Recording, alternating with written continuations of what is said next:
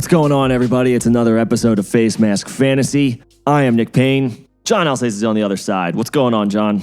What is going on, Nick? If you don't already know. What you should. But you should. If you don't already know, we're bringing you new, up-to-date fantasy content every day on this channel. So if you have not subscribed yet, hit that subscribe button, please, because it helps y'all out, helps us out. We like y'all winning your fantasy league. We like helping to make sure that that happens. And to that point, so everybody knows, Sunday, August 1st, Facemask Fantasy will be dropping the first edition of our 2021 Redraft draft plan. There will be player breakdowns in there, position by position, tiers as far as ADP goes, who I like, who I don't like, all to help you guys win your fantasy leagues. So, again, that's going to be dropping on our website, facemaskpod.com. We will be updating that intermittently as training camp unfolds and preseason games begin to get underway. Make sure to check it out. And this is the type of content that you're usually going to be paying a company for online. We're going to be giving you this for free. Mm-hmm. And for those of you that don't know, I learned about 60 to 75% of what I know now from listening to Nick talk fantasy over the course of the last 12 years. This is a guy that will help you break in if you're a beginner and will keep you sharp if you're an expert. So on August 1st, do not forget to check that out. But without further ado, let us get into the topic of today. And that's none other than Green Bay Packers quarterback, for now, Aaron Rodgers. Yeah, topic of the offseason, right? I mean, he's present for the start of Packers training camp, which are words that I never thought I'd say this season. I thought they were headed to a clear-cut divorce based off of everything that was coming out of the front office and everything that was coming out of Aaron Rodgers' camp and everything in between. But Nick, it looks like they patched things up for at least this season. So Aaron Rodgers is not going to be going anywhere. We're going to see him in the same team that he's played with for his entire career. Yeah, Jeopardy's going to have to wait, won't it? There are multiple reports that that Rodgers and the Packers are working on a deal where this will be his last season in Green Bay. And in 2022, he'll have the opportunity to go elsewhere if he so chooses, which you would be inclined to believe will be the case, again, given everything that happened to this offseason. Let's put it this way. If you are a best ball drafter, if you are an early offseason drafter, and you bought the dip, you were buying Aaron Rodgers in the 10th, 11th round, go ahead and pat yourself on the back. Congratulations. Even more congratulations if you bought the stack of Davante Adams somewhere in the second or third round of your league, and also Aaron Rodgers late, because, I mean, that might be a league-leading combination for you. Yeah, it could. There were a lot of people concerned about what to do with Aaron Rodgers, so they were fading him. His ADP reflected that. It's about to go up multiple rounds, so kudos if you jumped on that early. As for the Packers this year, obviously this changes the trajectory of their entire offense. If you were worried about them without Rodgers, because by all accounts, Jordan Love looks like a mistake as a first-round pick. Like, how bad is Jordan Love that the Packers were so willing to accommodate Rodgers' demands? They finally caved to what Rodgers is looking for, which was not money. It's an out. That's what Rodgers wanted. Rodgers wanted a sooner than later out from Green Bay, and push came to shove. Green Bay is making sure that happens so that they can get at least one more season with their Hall of Fame quarterback. So, for Jordan Love. Earlier in the offseason, the Packers offered Aaron Rodgers a 2-year contract extension, and that would have kept him in Green Bay for a total of 5 years and made him the highest paid player in the NFL over that span to date. And he said nah. Yup. Because he wants to get out of there. He's sick of the moves that the front office continues to pull, and I don't blame him. Yeah, it's a bad look for the Packers. But for this season, everything looks to be intact. Davante Adams, who also has his own contract disputes going on, is probably placated for this season, and he will come in and again be a threat to score the most receiving scores in the NFL. Yeah, he goes back into the overall wide receiver 1 conversation as far as getting drafted.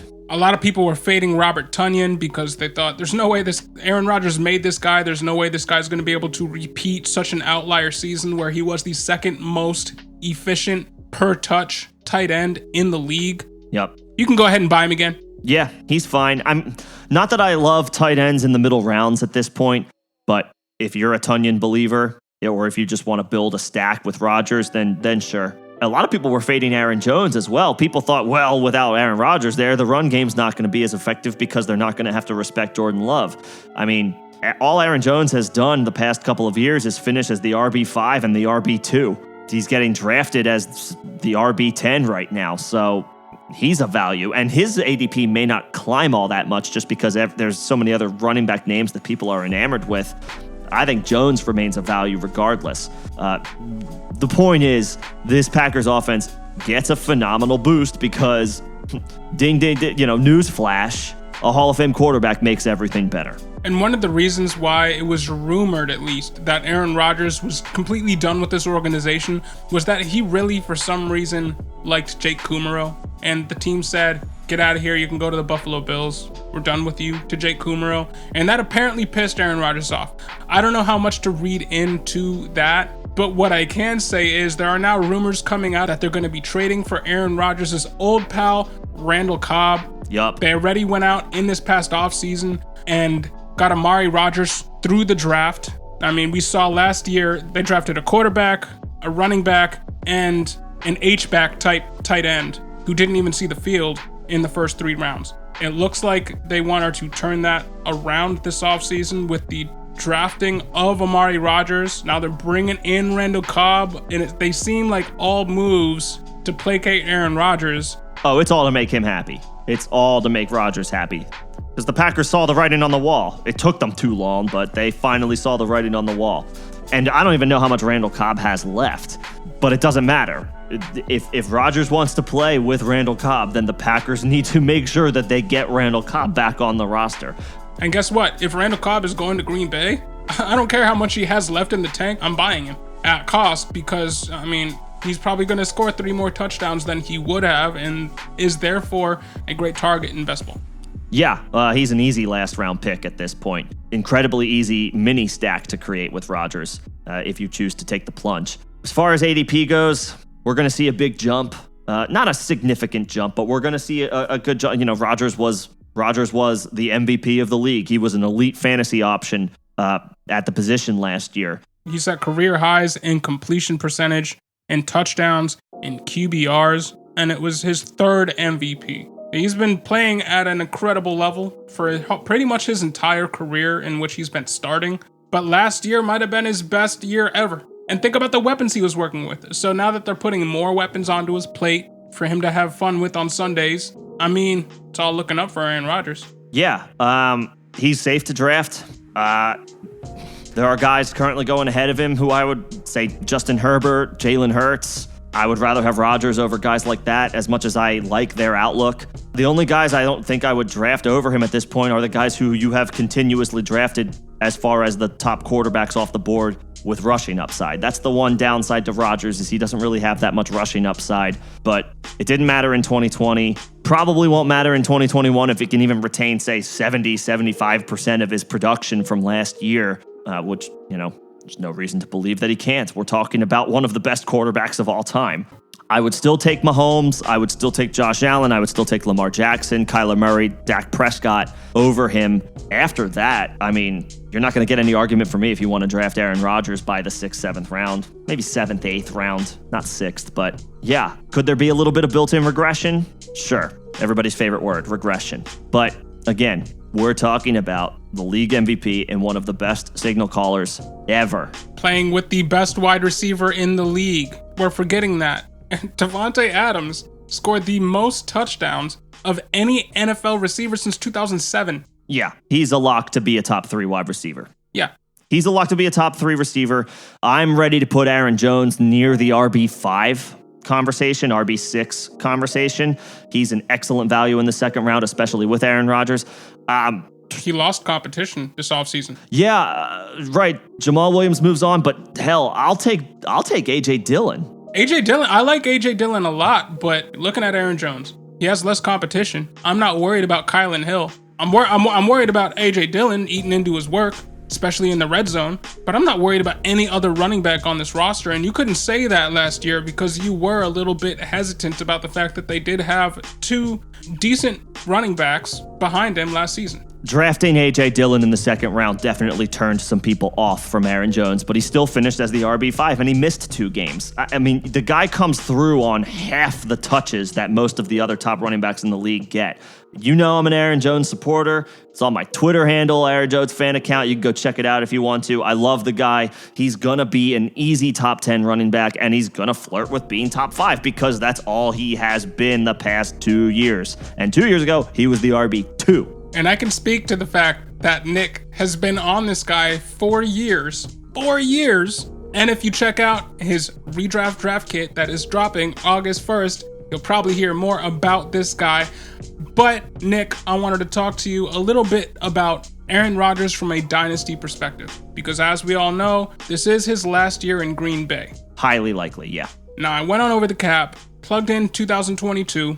I took a look at the teams that need quarterback and also have the requisite cap space to pay Aaron Rodgers what he's worth. And I came up with 3 teams. The Steelers will have $69 million in cap space next season. Nice. The Washington football team will have $53 million in cap space next season. And everybody's favorite Aaron Rodgers landing spot, the Denver Broncos, will have $48 million in cap space next season. So of these 3 teams, where would you want to see him go to finish out the twilight of his career? Pittsburgh. You think he goes to the team that he beat in the Super Bowl? Sure. Why not? Peyton Manning crushed the Denver Broncos multiple times in the playoffs. That's all he did where, he ended up. Look at what Tom Brady did. In the twilight of your career, you're going to go to the best team that you don't care where, short of the Packers winning the Super Bowl in epic fashion, he's gone. Rodgers is gone. And even then, he might still leave. Pittsburgh's got awesome weapons. Their offensive line needs a lot of work. So that would be something Rodgers would be having to deal with because, to the Packers' credit, most Rodgers seasons, their offensive line has been good. The Steelers don't have a good offensive line right now, but what they do have are weapons. A defense. And a defense. That's a good point.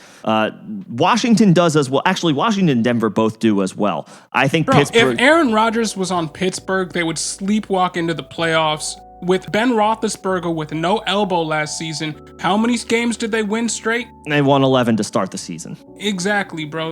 On the Steelers, Aaron Rodgers would have to play game manager until the playoffs. Yeah, Deontay Johnson, Chase Claypool, they would have even more money probably next year if they just let Juju walk. Sure. And they just drafted... Shut up. And they just drafted Najee Harris.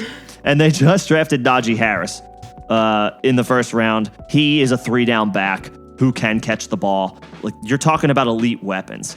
I know Washington has a good defense and Terry McLaurin. I know that Denver has Cortland Sutton and Jerry Jeudy. But in Denver, Rodgers would have to be dealing with Patrick Mahomes. In Washington, that would be his easiest path to a division title because I can't discount Baltimore in the AFC North or Cleveland. I can't discount either of those teams. Cleveland looks like maybe one of the most complete rosters in the NFL right now. Go figure. So maybe that's an edge to Washington. I just think Pittsburgh has a slightly more complete team than Washington does. And that's why I would lean, if he goes to the Steelers, that becomes a deadly offense. I agree with everything that you just said. But if Aaron Rodgers is moving from the only team he's ever played for because the front office is playing weird games, the last place I want to go to is Washington. Yep, that's a good point. And also, for the record, Tom Brady is in the NFC. So out of these 3 teams, if I was Aaron Rodgers and I had my pick of the litter and I wanted to go to an organization that I believed in, I'd be going to the Steelers. And it wouldn't be close between these 3 teams. Now, the weapons on the Broncos are enticing. The weapons on Washington are enticing too. I mean, Terry McLaurin, they got intriguing rookie De'Ami Brown, and this isn't a Washington pod, but I mean, they got some intriguing weapons there. Sure. Just extended Logan Thomas and Antonio Gibson. Signed Curtis Samuel. Steelers are the way to go here, though. From a complete team, complete organization, that just seems like the kind of place that Aaron Rodgers would want to end up. That would be my guess for his playing prospects in 2022. For dynasty purposes, he should have 3 more years. I wouldn't bet beyond that.